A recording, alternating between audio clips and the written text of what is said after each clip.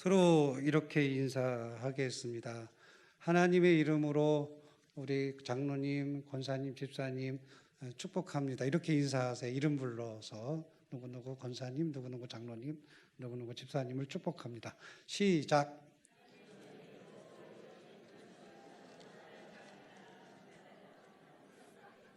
하나님의 이름으로 우리 장로님, 권사님, 집사님, 우리 성도님들을 축복합니다. 얼마 전에 전임교회 장로님이 찾아오셨습니다. 장로님이 권사님하고 다투셨어요. 상담하러 왔습니다. 목사님 어떻게 해야 하죠? 장로님이 이제 재정을 보시는데 목사님이 범칙금을 청구를 했습니다. 자동차 운전하시다가 과속으로 걸리신 거죠. 그러니까 장로님은 이제 범칙금을 재정으로 납부를 했습니다. 이 소리를 듣고 권사님이 찾아오셨어요. 왜 목사님 범칙금을 목사님이 잘못하셨는데 왜 그거 교회 재정으로 내야 하나요? 이건 잘못된 거고요. 하면서 이제 그렇게 장로님 하신 것에 대해서 책망을 했습니다. 그러니까 장로님이 기분이 나빠지셨어요. 상한 거예요. 재정부장이 판단해서 납부할 수 있는 것이지 그걸 잘했나 못했나. 그리고 제가 권사님한테 그것을 일일이 보고하고 평가받아야 하나요? 내가 이것을 하면서 그 장로서 재정부장으로서 할 수 있는 것이지 내가 권사님께 이런 거 허락받아야 하나요? 이 소리를 좀 하니까 권사님이 마음이 상했습니다. 이제 범칙금 얘기가 아니라 다른 것으로 발전을 했어요. 장로님 역할 잘 하셔야지요. 그랬더니 이제 장로님이 권사님이나 잘 하세요. 뭐 이런 식으로 이제 다툼이 되었습니다. 다툼이 이제 할 수도 있는데 다툼이 하면서 권사님이 이제 성경 말씀을 인용해서 장로님을 저주하신 거예요. 장로님은 그렇게 생각하시더라고요. 나 목사님 저주 받았는데 이거 저주가 되나요? 이게 상담하러 오신 이유예요. 여호수아 7장에 보면 아간에 관한 얘기가 나옵니다. 아간이 하나님 것을 훔치죠. 그래서 결국에는 그것을 숨겼다가 도적질했다고 책망받으면서 저주를 받았어요. 그 아간을 얘기를 하면서 장로님이 합당하게 하나님 돈 쓰지 않으면 그거 도적질한 것이고 장로님이 아간이다. 그래서 장로님 저주받는다. 이게 장로님이 막 너무 화가 나신 거예요. 그러니까 아간이 돼버린 거예요. 자기가 순식간에 범칙금을 낸 것 때문에. 그래서 저한테 묻는 거예요. 목사님 이거 제가 아간이에요? 내가 목사님 범칙금 대신 재정부장 재정에서 낸 것이 제가 아간인가요? 내가 저주 받아야 되나요? 저도 이렇게 질문하는 거예요. 여러분, 목사님 범칙금 재정에서 낸 게 아간인가요? 아니면 저주받을 짓인가요? 저도 사실 잘 모르겠어요. 그것이 저주받을 것인지 아닌지, 내야 되는 건지 안 내야 되는 건지 그건 저도 잘 모르겠어요. 저는 제가 범칙금을 청구해 본 적이 없어서. 근데 이제 제가 가슴 아팠던 것은 내야 되느냐 말아야 되느냐 이게 아니라 하지 말아야 될 것을 한 거예요. 왜냐하면 지금 권사님은요, 뭘 가지고 지금 장로님을 정죄했어요? 뭘 가지고요? 하나님 말씀 가지고 장로님을 정죄한 거예요. 그게 가슴이 아팠습니다. 여러분, 하나님 말씀을 왜 우리에게 주셨을까요? 하나님께서 우리에게 하나님 말씀을 주셨어요. 왜 주셨을까요? 그 말씀 가지고 저주하고 그 말씀 가지고 정죄하라고 주셨을까요? 아닙니다. 하나님이 오늘 우리에게 말씀을 주신 것은 그 말씀 가지고 위로하고 그 말씀 가지고 축복하고 그 말씀 가지고 뭐 하라고요? 용서하라고 주신 거예요. 근데 왜 우리는 그 말씀 가지고 저주합니까? 왜 그 말씀 가지고 정죄합니까?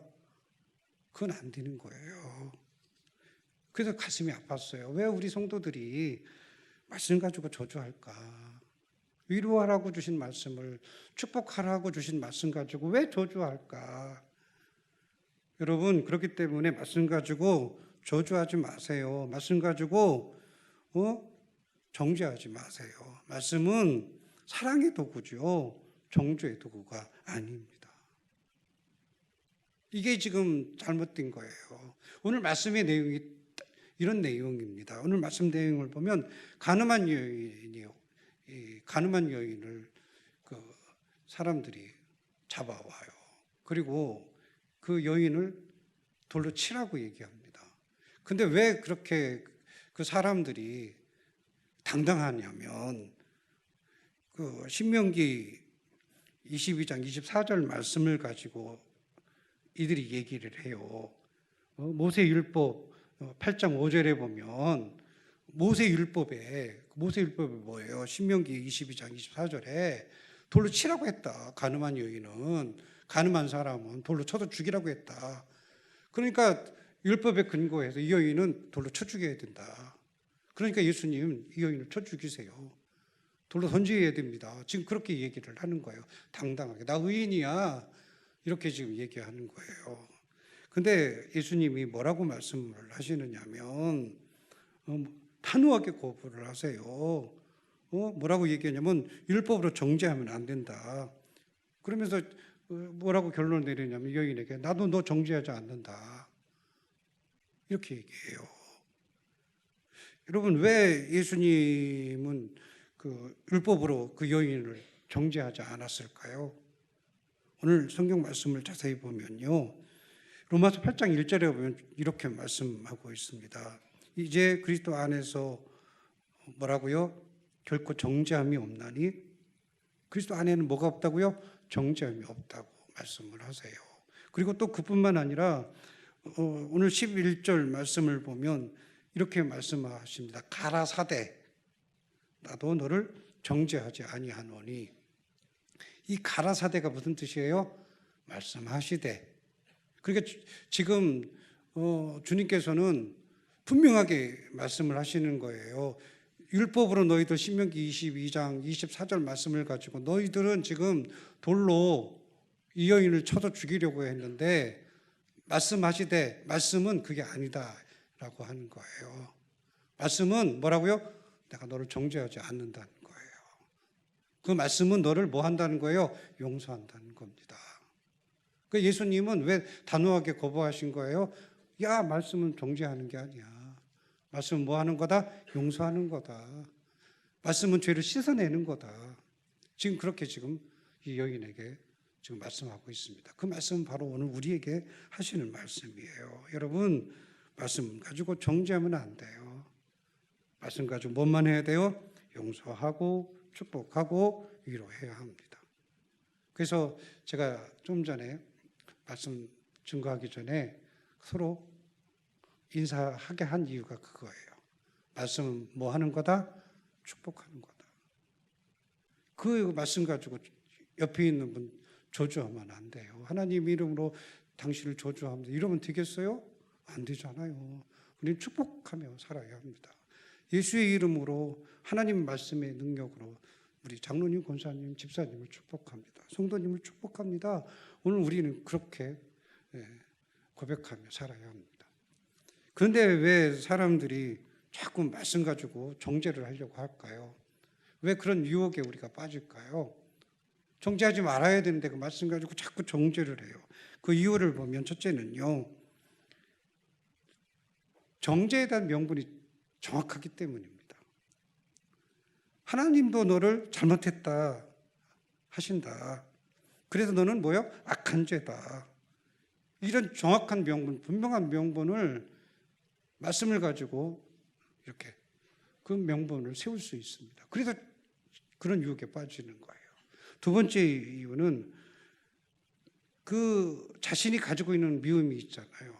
상대방에 대한 분노가 있잖아요. 그것을 뭘로 포장해요? 말씀으로 포장할 수 있기 때문입니다. 상대를 정죄해요. 근데 내가 정죄하는 게 아니라 누가 정죄해요? 하나님이 정죄해요.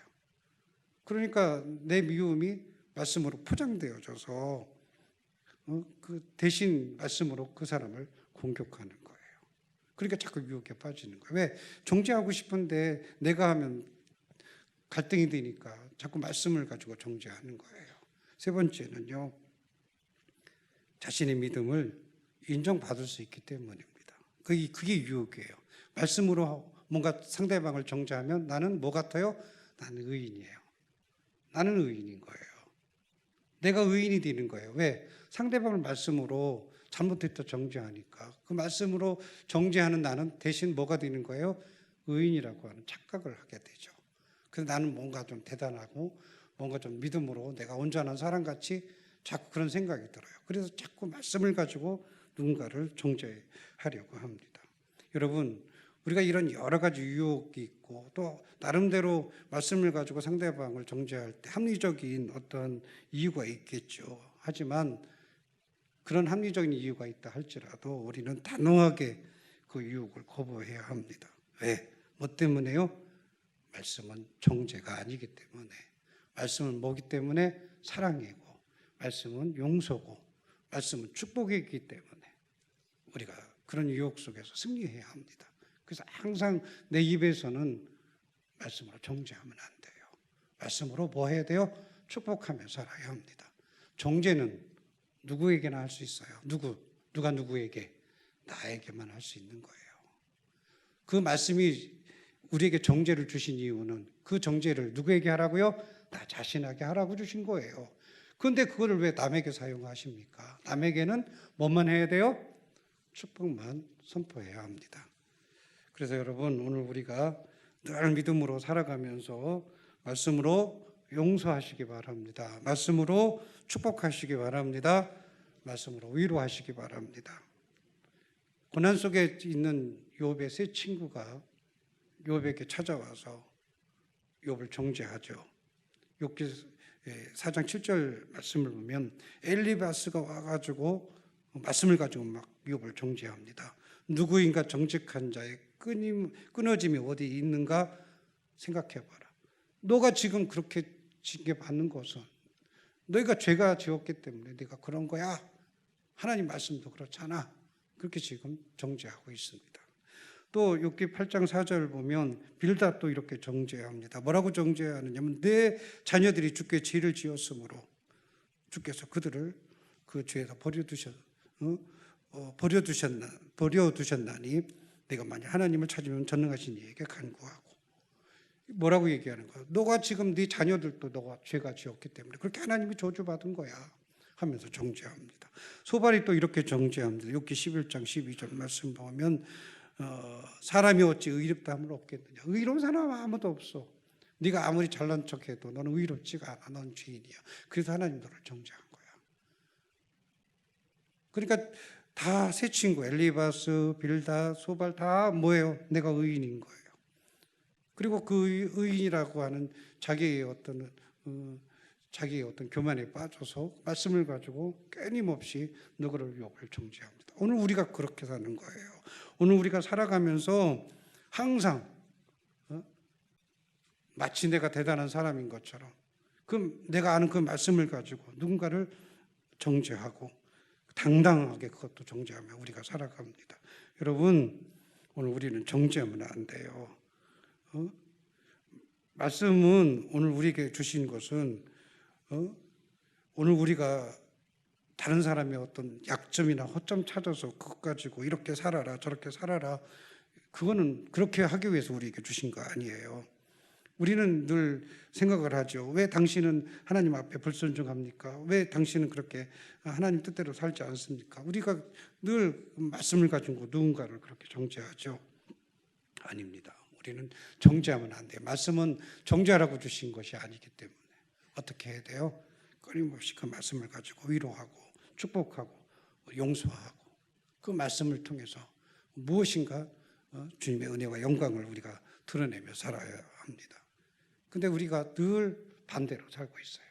정죄의 도구로만 계속 그 말씀을 가지고 사용하고 있습니다. 그런 모습들이, 그런 모양들이 교회 안에서 너무나 많이 일어나고 있습니다. 저도 그럴 때가 있어요. 저도 말씀을 가지고 막 성도를 징계하고 정죄해요. 그런 경우가 많아요.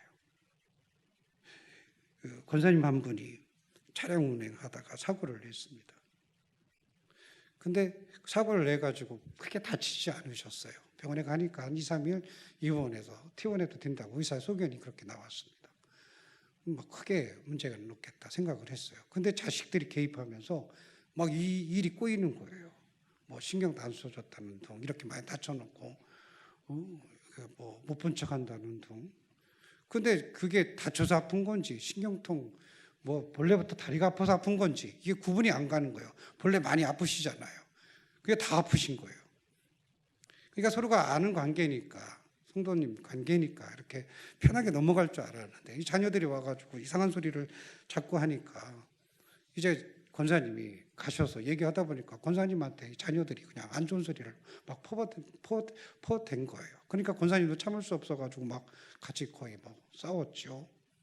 싸우니까 이게 문제가 더 심각해지고 막 어려워지는 거예요. 막 그 자녀들이 막 저한테 전화해서 목사님 이게 말이 됩니까? 사고 내놓고서 뭐 이런 식으로 해도 됩니까? 뭐 권사님이 그러면 됩니까? 하면서 막 저한테 안 좋은 소리를 막 하셨어요.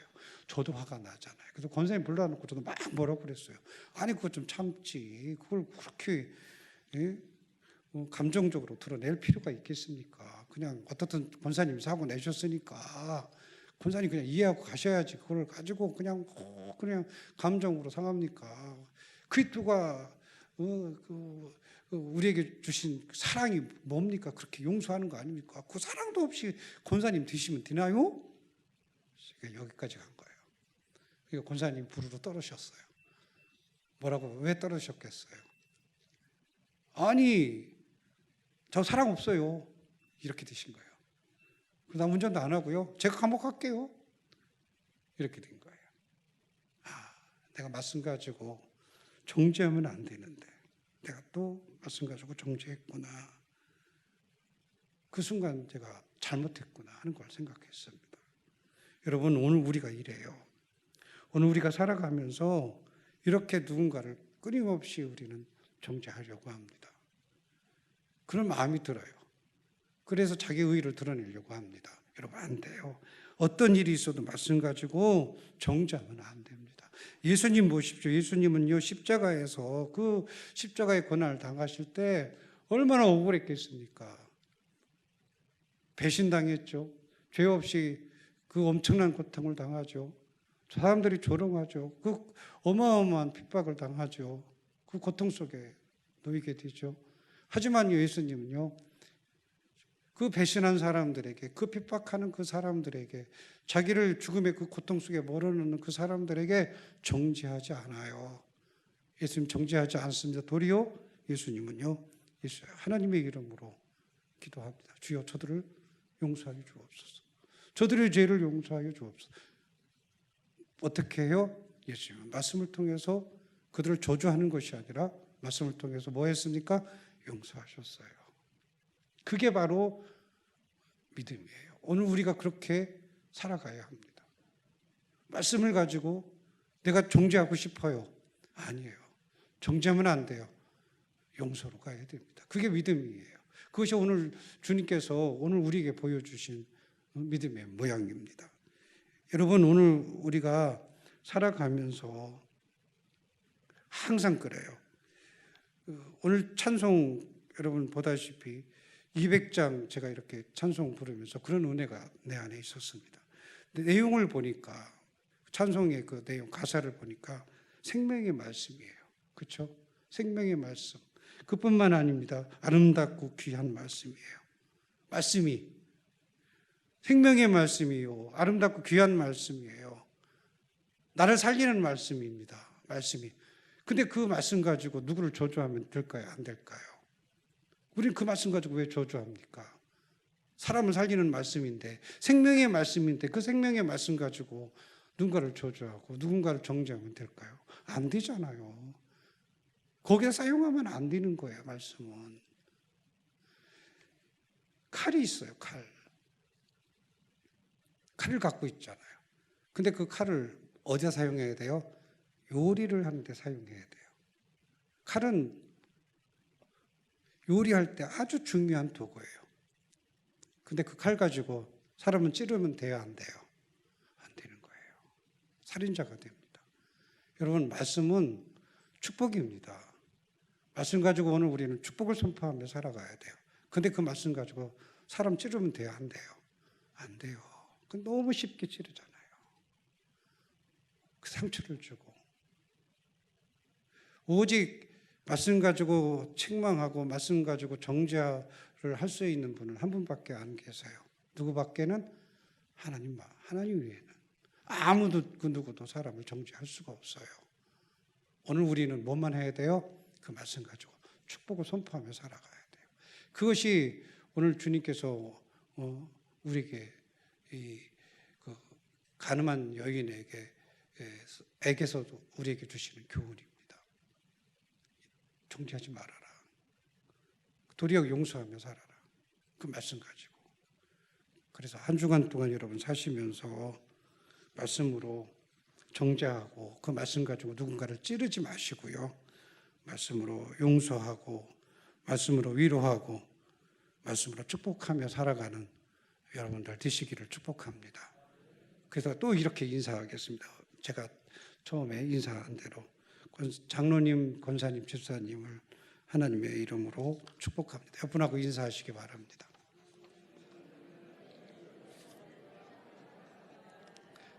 한 주간 동안 만나는 모든 분들에게 저주하지 마시고 정죄하지 마시고 하나님의 이름으로 말씀으로 축복하며 살아가는 그런 여러분 되어지시기를 축복합니다. 기도하겠습니다. 아버지 하나님 은혜와 사랑 감사합니다. 저희들 한 주간 동안 살아가면서 하나님의 자녀로서 살아갈 때 우리에게 주신 이 말씀 가지고 나를 책망하게 하옵소서, 나를 정죄하게 하옵소서. 그리고 이 주신 말씀 가지고 아버지 하나님 우리 이웃에게 하나님 사랑을 선포하고 용서를 선포하고 위로를 선포하고 축복을 선포하며 살아가는 저희들이 되게 하여 주옵소서. 그래서 만나는 모든 우리 성도님들에게 하나님의 축복을 선포하며 서로 축복을 나누며 살아가는 한 주가 되게 하여 주옵소서. 예수님의 이름으로 간절히 기도하옵나이다. 아멘.